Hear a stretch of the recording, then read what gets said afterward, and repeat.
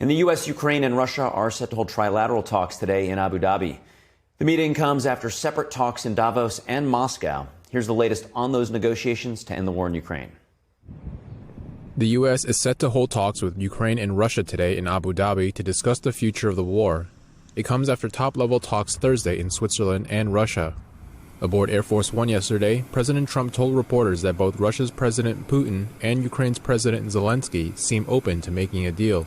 You know, what's happened here is there were times when Putin didn't want to make a deal, times when Zelenskyy didn't want to make a deal, and it was like opposite times. Now I think they both want to make a deal, but we'll find out. Earlier in the day, Trump met Zelenskyy on the sidelines of the World Economic Forum in Switzerland. Trump said the meeting was very good, and Zelenskyy called it productive and meaningful.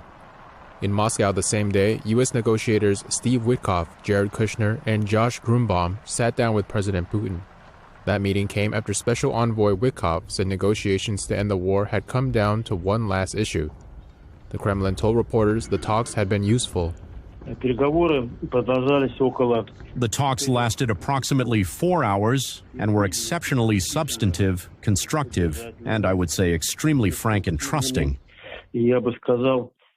But Russia warned lasting peace would not be possible unless territorial issues were resolved. Most importantly, during these talks between our president and the Americans, it was once again confirmed that without resolving the territorial issue according to the formula agreed upon in Anchorage, there is no hope of achieving a long-term settlement. Russia has demanded Kyiv withdraw its troops from the eastern regions of Ukraine. The Kremlin said until this is achieved, Russia will continue to pursue its goals on the battlefield. Russia's army has managed to capture about 20% of Ukraine since hostilities began in 2014 and its full-scale invasion of 2022. But the battlefield gains have been costly. The Russian economy is feeling the consequences of the war and international sanctions. Ukraine is short of money as well. Despite significantly boosting its own arms manufacturing, it still relies on weaponry from Western allies. Focus now shifts to today's meeting in Abu Dhabi.